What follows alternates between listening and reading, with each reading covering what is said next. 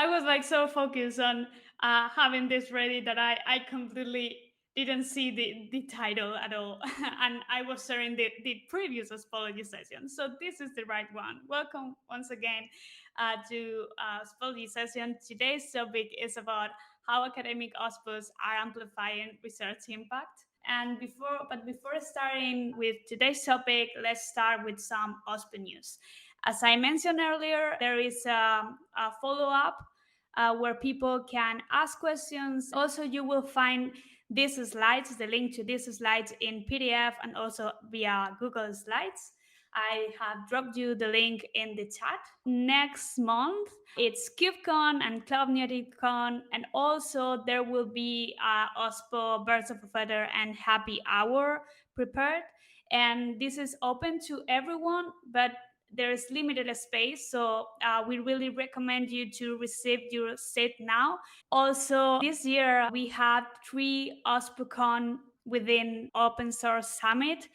The one in North America is gonna be in June. The next one will be in September. That is gonna be OSPOcon Europe. Call for papers is still open until May 13th. And a new one is gonna be Open Source Summit and OSPOcon Japan. That's gonna be on December. And call for papers is already open. Next, we have launched the OSPO Mindmap project. It's basically a mind map where people can contribute and add different OSPO resources in terms of behavior, roles, responsibilities. And it's hosted in the OSPOlogy repo in the GitHub to.org. And also people can find an interactive version in ospomindmap.todogroup.org. Next, we have also new OSPO discussions. This happens also in the Ospology repo under the discussion section. We keep improving the total community page updates because this is not the first update. We have been improving this website thanks to the community suggestions and idea that I really love, like people actually sharing their ideas and their thoughts on how to keep building this community and make it more accessible to everyone. So thank you so much. The latest update is that we have added a really cool calendar view. And if people doesn't have access to Google, they can also download it as an iCal format, and it will be imported to their respective calendars. We have 2 new general members on board. To-Do is formed by its community participants and the general members that fuel us to the group, and without their help we wouldn't be able to do the work we are doing. So thank you so much, OSPO at Apple and Open Source Equinix, for joining and supporting To-Do. You can check To-Do general members and OSPO adopters in landscape.todogroup.org. Let's move also to the next section, that is welcoming new contributors to To-Do. To-Do has great resources, but all these resources are powered by the community.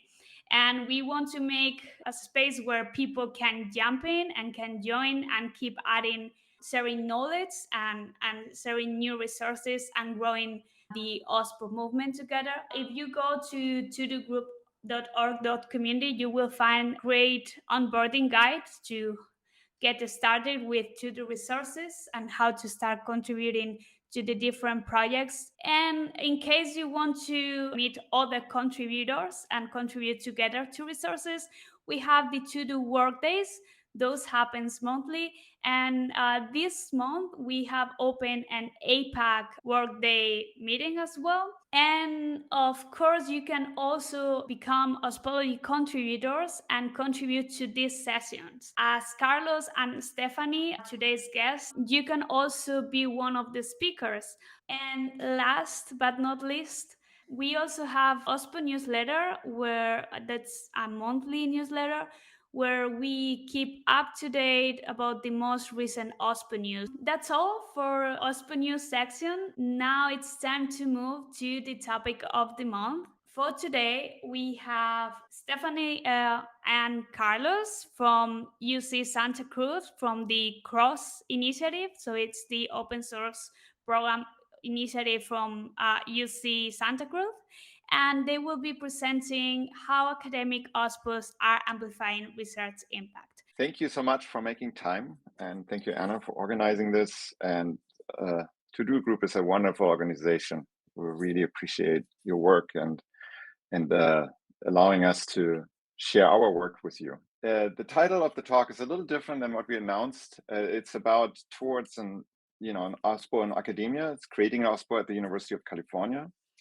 This is work funded by the Alfred P. Sloan Foundation. We're very, very grateful for that funding, and that allows us to actually create a playbook for an OSPO public universities. This is a 2-year project, and we hope that we can actually create a permanent structure at UC Santa Cruz and actually University of California in general. What does an OSPO at a public research university look like? That's really the question that we want to answer. And before we do that, we have to look at the mission of universities, in particular, of course, the University of California. And this is not very, it's a very general statement. It's basically we teach, we do research, and we provide public service. And the last part is actually the key, because part of that public service is to disseminate research results to society and basically turn those scientific insights into practical knowledge that can be used in California, in the nation, in the world, right? And so this is where we think open source can play a vital role. And so very happy that, as I said, we have now at UC Santa Cruz funding for creating an OSPO. We join as part of this effort by the Alfred P. Sloan Foundation, 3 other efforts that you've heard about, right? Johns Hopkins University, Rochester Institute of Technology, Stephen Jacobs is here, and then the University of Vermont. I don't know whether somebody from the University of Vermont is here. Anyway, so how do we get here? How do we, why UC Santa Cruz, right? And so it turns out we had, in 2015, I founded the Center for Research in Open Source Software. And this was it triggered by an amazing successful open source software project called Ceph, that in 2005, I was very lucky to be part of when it was founded, and then turned into this very successful object-based storage system that's now in use everywhere. And then when the startup that formed around Ceph called Inktank was sold to Red Hat, it was big, the student who really created Ceph, Sage Weil, became wealthy enough that he gave us some money to create structure in the university that would allow other students to, enable them to do the same. So based on that, I created this center that teaches students how to be productive in open source communities, that funds research, that has a plausible path to open source software, and to incubate research products, software products, to form open source software communities around them, right? And so there's basically these 3 forms: education, research, incubator. And I want to show a quick movie of that. This was created in 2015. Students are creating really amazing software prototypes that could be extremely valuable open source projects for your business. For example, in the tech world, you've probably heard of this. It was built by this guy from this university, was bought by these guys, and is now used by these guys. But what you might not know is that if he didn't have the funding to continue working on his prototype after graduation, none of this would have happened. Bad for everybody, right? So here's the thing. Students spend years in R&D building software prototypes. But if they don't have the funds to continue working on these projects after graduation, all that precious work gets canned. And you can't have that as a business, because you need smart ways to leverage open source software. You see, if students weren't the ones chipping away at all that hard work, you'd have to. In fact, it could take your entire team to come up with something similar that fits in your existing ecosystem. Look, as the industry leader, you know the market. You know what needs to get built. And students, they've got the smarts and the ability to make it happen. You need them, and they need you. And that's exactly why UC Santa Cruz started CROSS, a center that helps students take their research prototypes and collaborate with open source communities and companies like you. so really brilliant things can happen. To learn more about Cross and what it looks like to partner, talk to this guy. Creating this video was something that nobody did before at the university. So we looked at startups and they all had videos, and so we thought we should have that too. So the lessons of this OSPO version 0 is that successful projects can raise amazing amount of money for the university and are a powerful catalyst for industry engagement. Open source programs are also a fantastic reach out opportunity to include people that have been historically excluded. And there are really three fundamental stakeholders. There are sponsors, there are what we call cross fellows, which are basically PhD students, postdocs, but basically are researchers. And then the students who want to actually find out about open source and are actually a fantastic way of seeding new open source projects. So really what this boils down to is that the OSPO is really there to amplify research impact via open source, right? And so, and this is actually jiving really well with the recent push towards reproducibility. So a lot of conferences and journals want, and especially in computer science, want to have artifacts that are publicly available to allow other people to reproduce the research results. And so these artifacts can be then developed into open source ecosystems if we actually create the right structures and the right support for them. So the gaps for accomplishing this is student open source training. It's the broad industry engagement through open source, right? There are no really institutions in the universities that help with that. And then most importantly, I think, is there's no way that the university right now tracks the value of open source to the university. So this is these are sort of the starting points for designing OSPO version 1. And Stephanie is going to talk about OSPO version 1, which is the OSPO that we're now being funded by the Alfred P. Sloan Foundation. So we have a new video. Today's universe of open source communities has immense potential to amplify the impact of scientific research. But without the right organization and connections, all that potential could drift off into nothing. That's why the UC Santa Cruz Open Source Program Office is here, to provide a center of gravity that brings together everything needed to unlock that potential. We promote open source literacy and best practices, helping students learn from open source communities, letting scientists use open source to accelerate research efforts, and connecting students and scientists with industry sponsors, whose funding can propel research farther, faster. We also reveal the value of open source to the university, help navigate open source ecosystems, enable engagements that help research programs thrive, and extend the ways open source can help achieve the university's mission. Want to know how you can be involved? Contact us today. The idea is basically to have the OSPO amplify research impact by help people navigate the open source ecosystem. All right, Stephanie. Right. So as Carlos was saying, we started the beginning of the year really working on creating an OSPO, and I think that really kind of the aim and one of the main goals.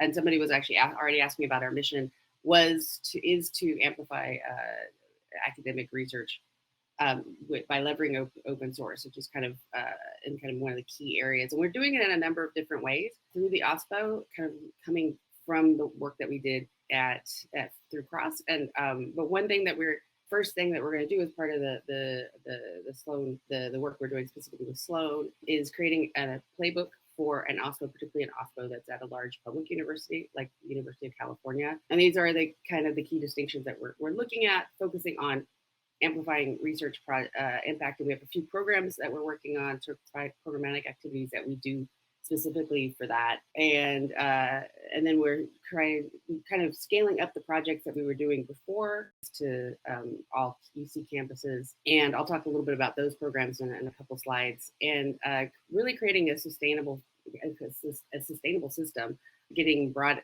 industry engagement and engagement from other institutions that might be interested in supporting, or for it's strategically important to support this type. So what we're focusing on in this playbook, we actually have a few areas that we're focusing on, but for today we'll talk about a couple of these. We have a graduate teaching fellowship that we're working on, and as well as an exchange of project ideas, which is a follow-on from a lot of work that we were doing previously under CROSS, and then also an incubator fellowship. And in the interest of time, I think we'll just go on and see if there's any questions about some of these later. Right, next, great. So these are how, Carlos was just talking about the gaps, this is how each of those are going to fill the gaps. We're especially talk about the project ideas exchange, which kind of hits all three, as well as the incubator fellowship, which I think is a great program for building leadership and kind of the new generation of open source leaders as well. Yeah, I can move on. We'll see how each of those programs kind of fill these different gaps. All right, so one of the first ones or one of the programs we're working on, like I said, is this incubator fellowship, and this follows on to some extent from the fellowship, the incubators that we did as part of CROSS, but as a way of expanding it, not just to the incubator, the focus that some of our CROSS incubators had, but also making them more of an open source ambassador. This is what we saw within the incubator program we were doing with CROSS. It wasn't necessarily what we had initially expected or initially planned out, but we saw that particularly postdocs who were particularly interested in open source could actually become really great ambassadors to UC in general, and help show other researchers how to grow communities around their research products, to kind of do open source best practices, and also teach. And that's a big one that we want to keep going, which is create a regular flow of teaching, actual curriculum around open source, so that our students at UC, not just at UCSC, but other UCs, can have practical coursework that will help them gain tools and skills and become productive contributors to open source. And also, we like the idea of, one of the ideas of this incubator, with the fellowship, which is different from what we did previously, was really focusing on making sure this is something that goes across multiple scientific disciplines. And in previous iterations of our fellowship, it was a little bit more specific, but now, especially with us being an OSPO, which looks more broadly, not just at, say, the School of Engineering, but across the campus, or maybe and across the multiple campuses, I think that it's really important to have projects in particular that have multiple aspects to their and multiple disciplines that are interested in their in the outcomes, and also are impacted by it. And the next slide talks about the current one. There it is. So this is our first incubator fellow. Now, like I said, we have had other fellows through CROSS, but this is Oscar is our first one who is actually, has been funded through this program. And I mean, Carlos, you might want to talk a little bit about Oscar's work, because I know you've been working with him a little bit closer and maybe able to give a little better overview than I could. But it definitely hits all the points about being someone who's really interested in building up an open source community, really interested in teaching. And he also really it's an issue that's kind of cross disciplines and kind of hits all those great marks. And we're very soon to be bringing on our second fellow as well. But it's not official yet, so I don't want to mention it. Carlos, did you want to talk anything else about Oscar's Not much. We are a little short on time, and there's tons of questions that I also want to answer. But I think that you know, it's just a fantastic project that basically uses slime mold algorithms to visualize things like the cosmos. And Oscar is also a computational artist, and he does just fantastic things. It's just one of those things that are just, his stuff is really compelling, and it just draws in many researchers from various different disciplines like astrophysicists or natural language processors, you know, other social sciences. So it's just a dream project for us. Great. All right, move to the next slide. Yeah. Okay, and if anyone knows, I know that the call here is generally industry folks, but if you know folks who may be interested, we actually still have the ability to bring on, even though we're likely bringing on a new fellow, we have it's open for like at least another 1 or 2 potential fellows. So if there's any postdocs anybody is aware of that would fit kind of the mold that we're talking about, please feel free to reach out to us. The other project I think I want to highlight here and kind of wrap up with is the Open Source Research Experience Program. I talked about this maybe a month or maybe a couple months ago at one of the morning sessions, Friday morning sessions or Friday morning to us, probably afternoon to other folks. This project is very much, this program is very much a way of hitting the gap for both for a student that I was talking about with regards to building student capabilities within open source, also amplifying open source research by leveraging open source communities, because the mentors are all coming from open source projects that are based in University of California, and the program helps link them with new contributors and helps seed their communities. Also, it's a great way for students to start working with these scientists, and we are also able to leverage our connections with things like Google Summer of Code to bring in a lot of different students from all over the world to work with with UC-based researchers. And the next slide, I think we'll go over some of the how that all works. So I brought up Google Summer of Code already. It is very much, and those of you who have heard this, you've heard us talk about this program before, you'll notice that it's very, very similar to GSOC. We're actually part of the Google Summer of Code. Again,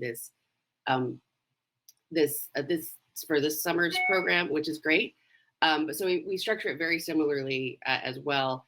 And so students look at this project ideas page, they connect with their mentors. The mentors get to kind of decide which projects they want, they think are the best, and the students that are the best fits. And then we assign slots based on the sponsorships we get. So GSOC slots as well as other outside sponsors. And we will have a number of industry sponsors this year, as well as non-industry sponsors as well. And then, the coding begins just like, and following very much the GSOC model. Next slide. So this was last year's, and we hope to have, we had 9 students last year. And we were working with GSOC last year. We also had have a sponsorship from the Baskin School of Engineering. And that one I want to highlight because we're doing it again this year. And this year they're specifically focusing on students from HBCUs and other minority serving institutions who are really excited about that program, sponsorship. And we also had a couple other sponsors, both Cloud Native, Linux Foundation, as well as Iris Hep. Now, this year we hope since we've broadened it up to UC, all of UC, we have way more mentors than we had before. Last year we had about 13 mentors open to work. This year we have like 25, 26. So we're hoping for that number, like a double also of the number of students that we'll be working with. Because it really was that a lot of times it's the limitation is just getting mentors and students together. So, and we're definitely seeing a lot of the Google Summer of Code. When we got part of GSOC, we're seeing a lot more interest, a lot of interest kind of coming in from our project ideas being highlighted there. All right, and next. I will just wrap up. I know we'll leave some time at the end for questions. Our quick timeline really is, yes, okay, where we're kind of in the middle of right now, which is all the students are at the moment talking with all their mentors. And I haven't had a chance to really follow up, but what I've seen from our Gitter discussions and the emails I'm getting from students, there's a lot of activity going on. And plus emails I'm getting from my mentors going, oh my gosh, I have so many students interested in my projects. And next slide. And this is really how the program kind of unfolds. Again, very similar to the GSOC. And the highlight at the end is that our students get to prepare or present all of their work at our open source research symposium, which will be both a hybrid and in-person event, a hybrid event in October. So students from all over the world can still present there even if they're not able to physically come. So that's part of, for me, for the exciting part. So, and yeah, in the interest of time, I'll just wrap up and we'll ask questions. I think that's the last slide.